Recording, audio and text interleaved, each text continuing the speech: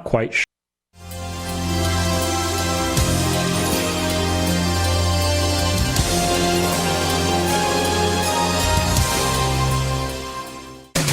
Welcome to the Lifestyles Unlimited Real Estate Investor Radio Show, a real estate investment program.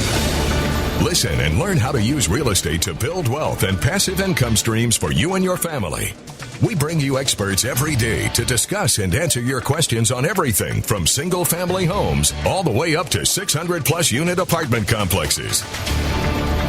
And now, the Lifestyles Unlimited Real Estate Investor Radio Show.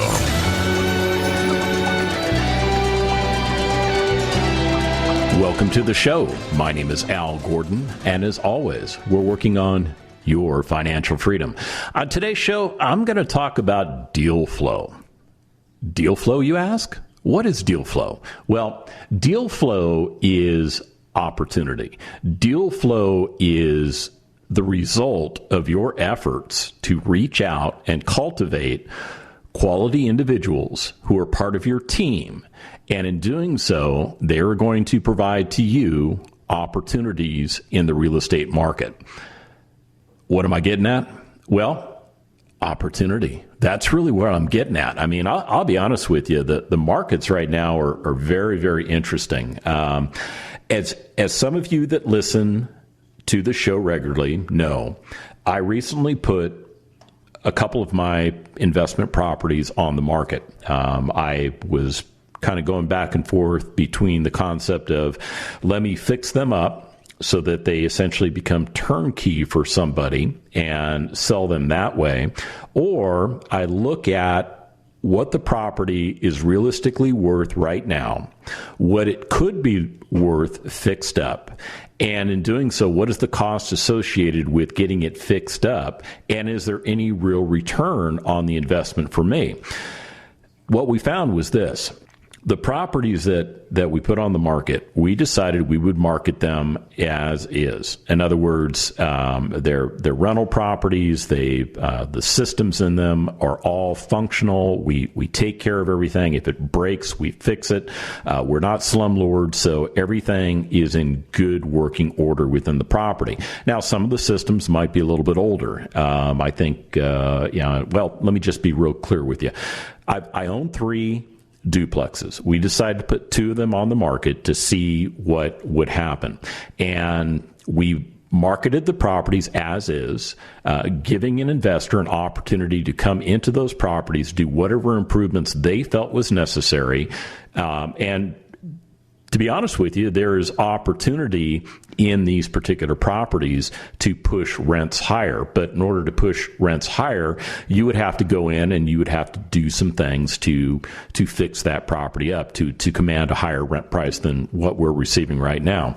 So we decided that there's great bones on the properties, I should say, and we went ahead and we marketed those properties. We came up with a price point that we thought was very fair and very, well, I won't say aggressive, but very competitive in the marketplace. And here's the result that we received. We put the properties on the market Monday. On Tuesday, we had 3 showings of the properties, which resulted in multiple offers. And today, we have an additional 3 showings scheduled, which may or may not result in any additional offers. The good thing is this. We've attracted the right types of investors. We've attracted individuals out there that recognize that these properties have potential. These properties have opportunity. And as a result of that, we got great offers. I got one set of offers. Basically, what happened was the individual figured out that I had the 3rd property and basically made me an offer on all 3 properties, even though I didn't put the 3rd property on the market.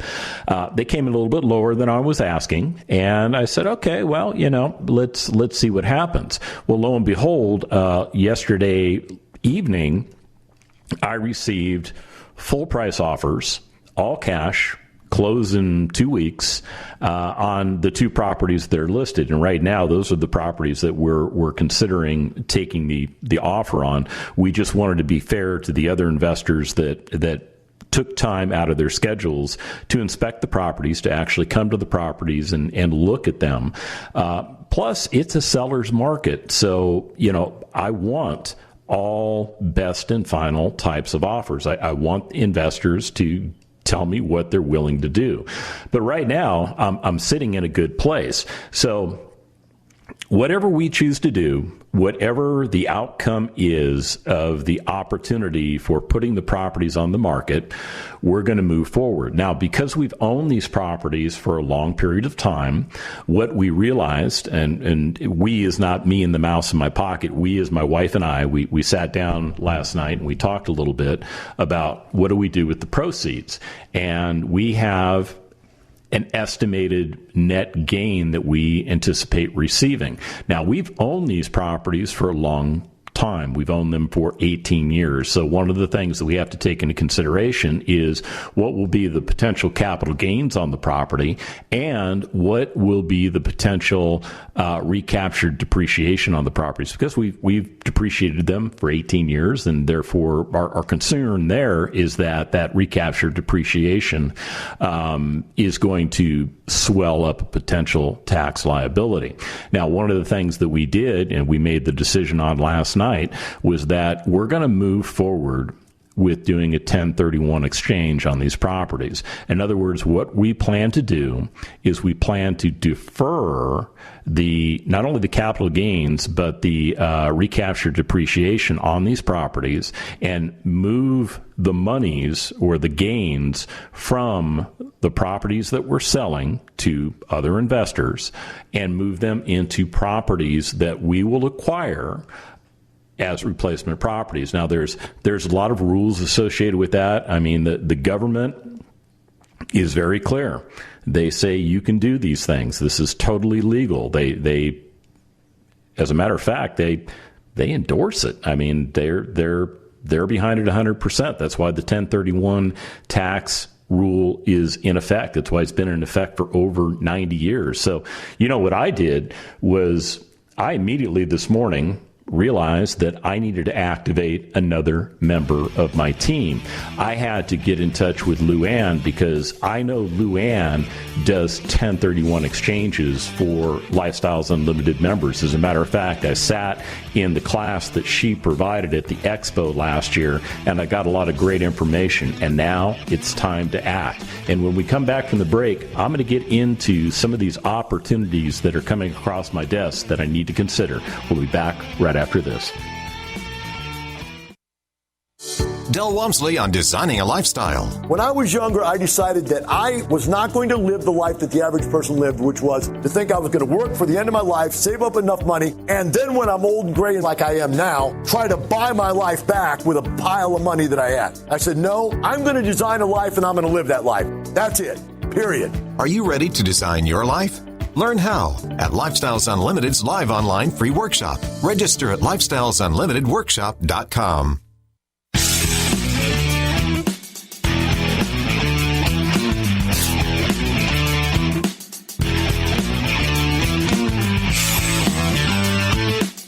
Welcome back to the Lifestyles Unlimited Real Estate Investor Radio Show.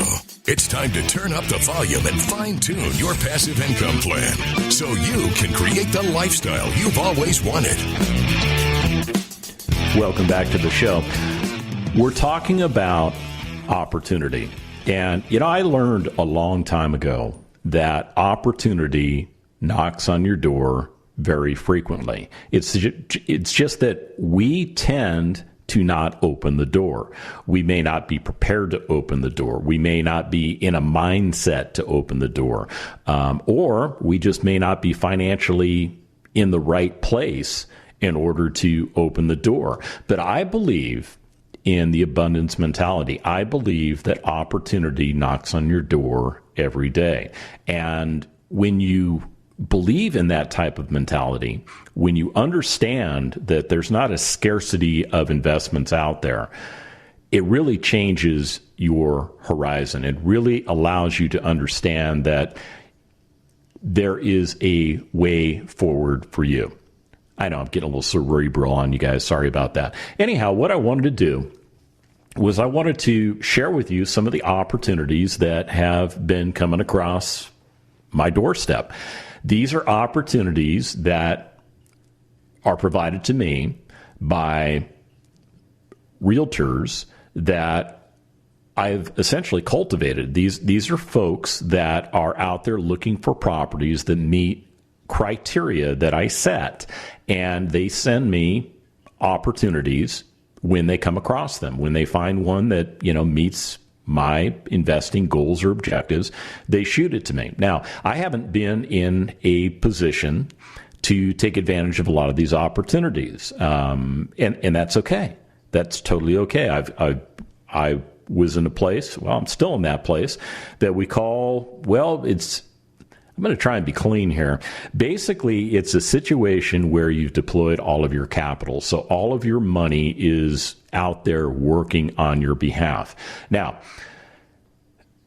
some of you might think, well, why are you wasting the time of these agents sending you leads on properties that you can't pursue? Well, I don't think they're wasting their time, because what they're doing is they're finding properties that meet my criteria, but I'm not the only person that they're sharing that information with.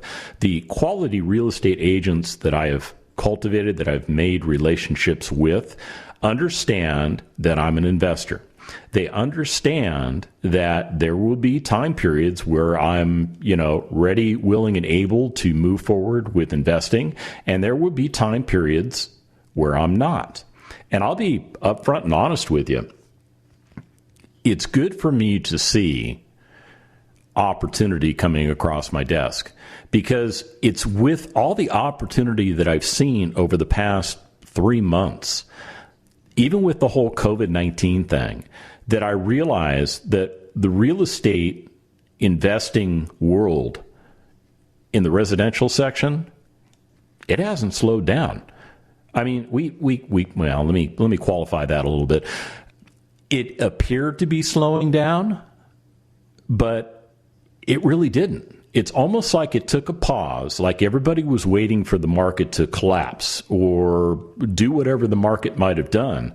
And the market has remained very healthy in the residential sectors. I mean, we're experiencing a seller's market with real estate. That's opportunity. That's opportunity to divest certain assets that may not be producing for you what other assets could provide. And really, that's the thought process going through my mind over the last 3 months. I was looking at deals going, if I had the money right now to inject into that deal right there, I would actually be receiving better returns on my investment than where my money is currently invested. And that's the case with these duplexes that I own. I bought these things a long time ago. One of them I bought 21 years ago. We didn't put that one officially on the market. That one is kind of in reserve right now. But the two that we did put on the market, we've owned them for 18 years. And to be upfront and honest with you, we bought them in a period in our life where we didn't know what the heck we were doing when it came to real estate investing. We understood somewhere in the back of our minds that real estate was the path forward. We understood that, 70, 80% of all millionaires in the United States are millionaires because of their real estate assets, because of their real estate holdings. So we understood that part, but we didn't understand the fundamentals. We didn't understand cash flow. We didn't understand equity capture. We didn't understand all of we kind of understood the tax benefits, but what we did understand is we understood that real estate had a tendency to go up over time and appreciate. That was about all we understood. And we also understood that when you made your mortgage payments, a portion of that mortgage payment goes to principal, which reduces the amount you owe, thereby increasing your equity. So we kind of understood about half of it, to be honest with you. And we overpaid for these properties. We bought them using no money down techniques, which created another problem for us after we had acquired those properties. And we operated them in a negative cash flow basis because, I mean, where we were in California. And, when you talk to people in California about investing in real estate, cash flow never comes up. Actually, it does. It does come up. It comes up in the form of trying to endure negative cash flow on a monthly basis while you're hoping that your property appreciates. I mean, that's pretty much in a nutshell the way people invest with the California mindset. I mean, that's the mindset that we had. I'm not picking on anybody. I'm just saying that's just the way it is.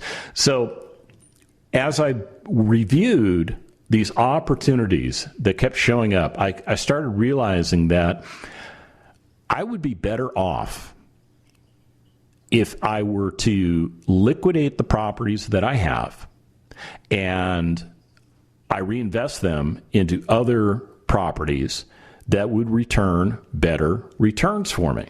So we started down this road. I mean, literally last weekend, we were working with our realtor, outstanding person, understands the investment market. I mean, we looked hard and long for her, and we found her. And, she understands the market. She understands what's going on in the market. She is specialized in investment properties. She doesn't go out and sell people their principal residences. And, she understood what we were trying to do. She helped us to understand the value of the properties, in other words, what they're potentially worth in the marketplace. And because we marketed them correctly, we put them on the market, we're receiving outstanding results. And with those results, we're looking at a capital gain, and we're looking at, the potential for depreciation recapture. So that number is kind of high. Now, in order to offset that, we're going to do a 1031 exchange on these properties. When we come back from the break, I'm going to talk to you a little bit more about some of these opportunities that triggered my thought process, and I'll talk to you a little bit about that 1031 exchange process. We'll be back right after this.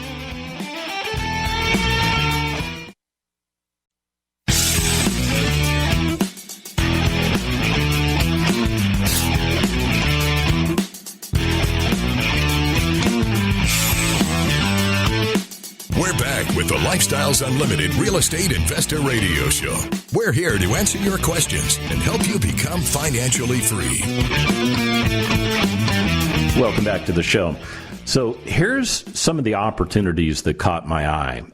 These are different opportunities that came in literally over the last couple of days. And here's one from, Karen sent me this one. She found a property that has an after repair opinion.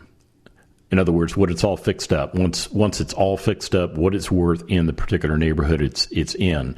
And the after repair price opinion is about $180,000. That's what she thinks fair market value is for that property all fixed up. Now, the asking price for the property is $113,500. And I'm not sure if this is a wholesale deal. I'm not sure if this is an MLS deal. To be honest with you, I really don't care. There's different ways to approach going after the deal depending on how it works. But what she's recommending is that you acquire this particular property, you use hard money to do so, you get the property all fixed up, and once it's all fixed up, it's going to have that after repair value of $180,000.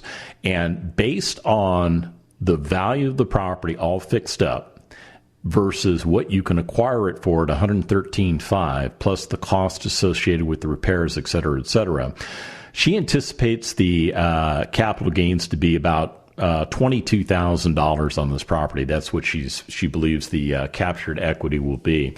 She also believes, based on rent comps that she ran in the area for a fixed up property, that your cash flow on this property would be about $300 a month, and your estimated cash on cash return would be 21%. In other words, that's the amount of money your money is earning based on doing this deal. Now, here's the neat thing about this deal. She believes that your cash out of pocket to do the entire deal, and that's using hard money and then followed by conventional financing on the back end for your long-term financing, is going to be about $17,000. So by injecting $17,000 into this deal, it can return a positive cash flow of about $300 a month and give me a return of 21.1% money. That's pretty interesting deal. Like I said, it definitely caught my eye. There were a couple that came in from Casey, and on this particular deal, what I saw was this. The after repair price opinion on the property, in other words, all fixed up, is $160,000. The asking price on the property is $75,000. This property definitely has a lot of problems associated with it. And when Casey sent me the information on the property, he sent me a picture of it, and I'll tell you, this house looks very, very sad. I mean, it looks very, very sad. And, just looking at it, just the picture of it alone tells you volumes about the amount of work that potentially needs to be done on this property. The first thing I notice is that, the roof, it's showing all kinds of signs of age. That roof has probably been there longer than it was ever intended to be. The exterior of the house, it's dingy. There's some overgrown plants and things like that. Definitely needs paint, needs to be cleaned up a little bit. And then he sent a video where he actually walked through the property. I'm not going to get into that video, but there were a lot of things that he pointed out on this particular property that were wrong. And this particular property, based on the conversation I had with Casey, it's going to take a lot of work. And that work doesn't scare me because I have built a team of people that are fully competent and capable to go in there and do the work that needs to be done on the property in a timely manner so that I can get the property fixed up and get it rented out to a high quality resident on the back end. But let me give you some of the numbers on this thing. He estimates the captured equity to be about $20,000. He anticipates that the cash flow on this property is going to be about $300 a month in positive passive income.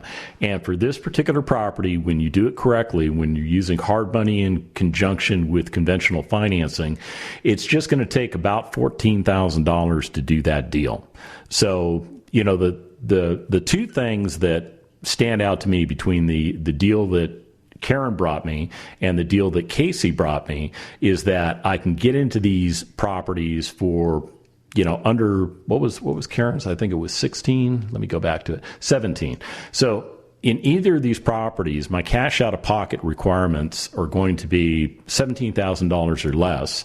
I will receive positive cash flow of about $300 a month.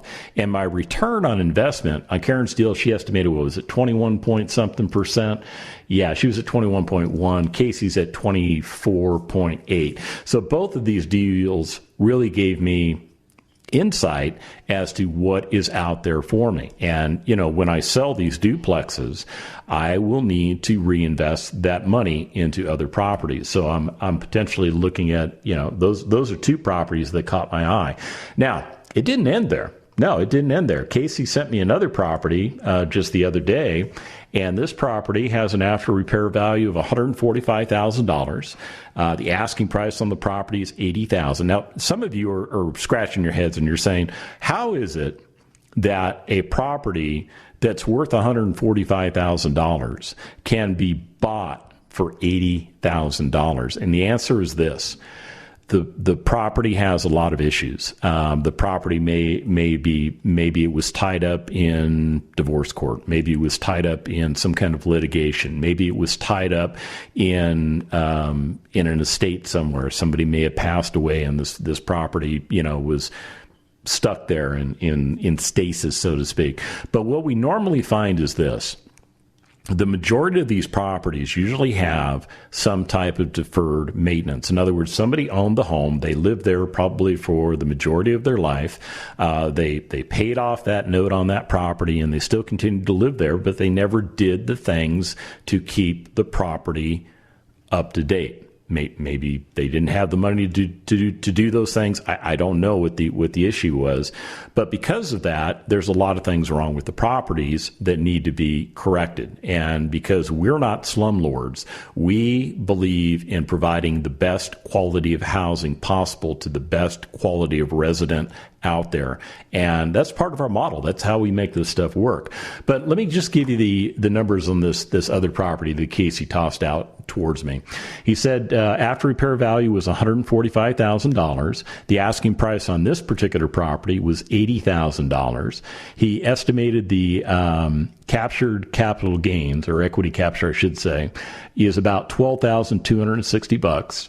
The estimated cash flow on this particular property, he came in at $328. And I'll tell you what, I did a little more digging because I had him send me some additional information. And what he was calculating for a interest rate payment on the long-term takeout financing, he was calculating 5.25%. I know that I can get money for 4% based on my credit score, based on other factors and things like that. I'm looking at, and the fact that interest rates are very low right now. I believe that I can get the money cheaper. And as a result of that, I think I can push that cash flow up to $400 a month. So that's a better number for me. Casey is very conservative, and I love him for that. But that's part of the reason you take the numbers on the surface and you sit down and you drill into the deal. His estimation for cash on cash return is about 20.4%. He thinks it's going to take a little bit above $19,000 to do the deal, the total cash out of pocket to do that deal. And when I went back and I plugged in my number for cash flow, I assumed $400 a month in positive passive cash flow. What I came up with was this. Let's see, 19, what does he get? 357. Sorry, my calculator glitched on me. He estimated about a 20% cash and cash return. My number is closer to 25. So that interests me a lot. Hey, we're going to break. When we come back, I'll talk about that 1031 exchange stuff.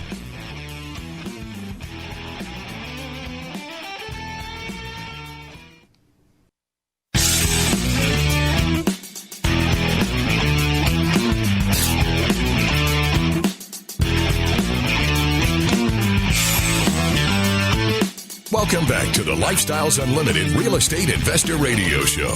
Now, let's get back to your map to financial freedom. In the last segment, I was going through some of the deal flow that's come across my desk over the last few days that is really caused me to sit back and question where I'm at with my single family holdings. And one of the things that I have dealt with over a lot of years is that I bought some duplexes incorrectly. I was following somebody else's map at the time, and I held those properties for way longer than I probably should have. And as a result of that, I'm looking at some potential tax implications associated with that. Now, the biggest concern is that I have tax implications of not only capital gains, but I also am looking at recaptured depreciation. So in other words, over an 18-year period, my wife and I, we have been depreciating these properties. And although we've made improvements to the properties along the way, we have also continued to take those write-offs because it's helped to offset our other income. So when you get to the point where you're going to sell those properties, the IRS is going to be interested in recapturing that depreciation and charging you tax on it, because essentially I won't get into the complexities of it, because to be honest with you, I'm not fully qualified to break all this stuff down for you. That's one of the reasons I've got Luann on my team. She is absolutely the 1031 person that I'm going to go to because she knows how all of this stuff works. She's going to advise me. As a matter of fact, I'm going to get off the radio here in about 15 minutes. Oh, not even 15 minutes, but 10 minutes. And I've got a meeting set up with her to talk about all the different opportunities. So one of the things that we're looking to do is to sell these properties, divest these properties, and then we're going to do one of two things. And we're not quite sure what path we're going to go down yet, and we've got a little time to figure this out. We're either going to take the money, the proceeds from the sale, and we're going to defer the taxes on the sale of that property in the form of capital gains in the form of recaptured depreciation. And we're going to move it into other properties that we acquire. And what we're trying to determine right now is whether we're going to stay in single family. In other words, buy some single family properties that will do the things that I've been addressing in the show so far. I mean, these are some pretty good cash on cash returns. And I didn't even get to the one that Trey sent me this morning where, well, I just let me tell you, $164,000 after repair opinion. The asking price, $89,000. He anticipates about $24,000 in captured equity. Cash flow on this property, he's estimating at $399. Let's call it $400. Let's just make it $400. It's going to take $21,000 to do the deal, and he's anticipating a cash on cash return of about 23% on your money. So that, to us, makes sense. Those are some of the things that are driving us. The other thing that's driving us is that I believe that the price of single family properties, this is my opinion, will continue to go up. And there's a lot of reasons why I think that. I think the number one reason is this, that there, if you look at available properties out there, there's not a lot. Now there's some new construction going on out there, but when you look at the new construction for dwellings, the pricing on those tends to be a lot higher.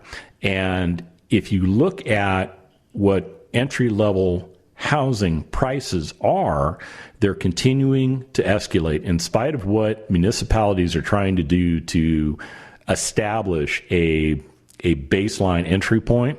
Prices are still continuing to appreciate. It has to do with inventory. It has to do with demand in the marketplace. It has to do with a lot of things. And it has to do with areas that are growing. Areas that are growing are experiencing a potential shortage of available housing units. So as a result of that, we're thinking that if we go the single family route, we're not going to do duplexes again.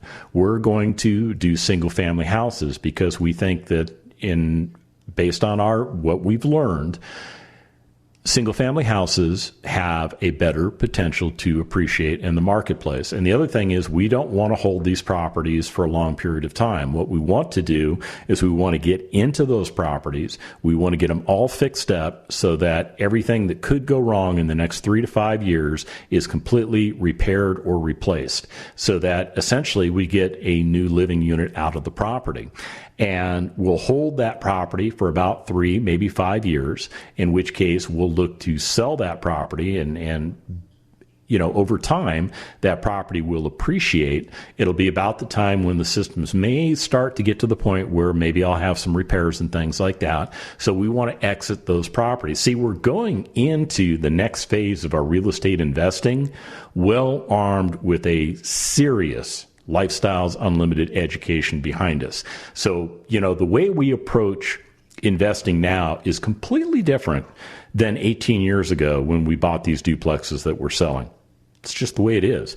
The other opportunity that we're looking at is maybe acquiring a small multi-family apartment community. So in other words, instead of going into single family houses, which have a better potential for appreciation over duplexes, that is, we may elect to go into multifamily, get ourselves a small multifamily apartment community, and then do the things necessary to force appreciation in the multifamily space, thereby increasing revenues, reducing expenses, getting our net operating income to a point where it increases the valuation of the property. And when we get to that point, the opportunity there is to refinance the property, take our acquisition funds out of the property. In other words, try and get to a point where if we refinance that multifamily property, we're going to take all, if not most, of our money back out of that property and then go pick up another multifamily property. That's the mechanism for doing things in multifamily. So we've got a real interesting problem ahead of us. Now, I'll be the first to tell you in this 1031 exchange stuff, there are some complexities there, which is why I've got Luann on speed dial. We're going to talk about, after the radio show, we're going to talk about the strategies moving forward based on her experiences doing 1031s, things that she can advise us on that are good moves forward. And she's also going to advise us on pitfalls to avoid. So I'm really looking forward to talking to her after the radio show.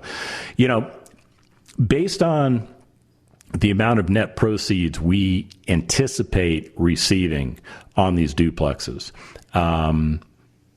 we would need, if we were to buy single family, we would need to purchase more than one single family house, because what we're not going to do is we're not going to go out and buy a property that's all pretty and all fixed up. What we're going to do is we're going to buy distressed assets, and we're going to buy them correctly. And we'll need to buy multiple properties because we're going to buy those properties at less cost than the price that we are selling each individual duplex for. So the IRS allows for, there's rules for that, and there's certain things you can and cannot do, but you can't exceed certain parameters. So these are some of the things we're going to talk with Luann about. And then we're also going to address the multifamily option, because, to be honest with you, the multifamily option might be a better path for us to go down. The key thing is being able to find the opportunity in the size of property that we need. But I'll tell you what, these are great problems. These are great problems. And, I'll be honest with you, the fact that these duplexes that I've owned for so long have actually gone up in value. They have essentially just about doubled in price over a 18-year period of time. And although that's created some potential tax problems, what we plan to do is we plan to eliminate those tax problems by deferring those taxes onto the next properties or properties that we acquire. And in doing so, it's going to keep all of our working capital available for us. Yeah, that's how you do it. That's how, at the end of the day, the tax man wants his or her cut. That's just the way it is, okay? And the tax laws are written that way, but they do provide opportunity for you to take a different approach to investing your money. And I think it's pretty cool. I think, I'll just tell you, I anticipate about, let me get the number here. I'm going to give you a percent. Sorry about that. I thought my calculator was on. It was not. I'm looking at about a 70% tax liability off of my net proceeds if I just sold the properties and didn't do a 1031 exchange. And for a very low fee, Luann is going to be able to help me to defer those taxes, and therefore I'll be able to retain, about 100% of my net proceeds and use that for investing purposes. That is the power. So the concern I have is what opportunities are out there for me, and based on the information that I receive on a daily basis, opportunities are abounding. And remember, it's not the money, it's the lifestyle. The Lifestyles Unlimited Real Estate Investor Radio Show is for entertainment purposes only. Please consult a professional regarding your personal investment needs. Nothing presented on the Lifestyles Unlimited Real Estate Investor Radio Show constitutes an endorsement, recommendation, offer, or solicitation to buy or sell any product or security.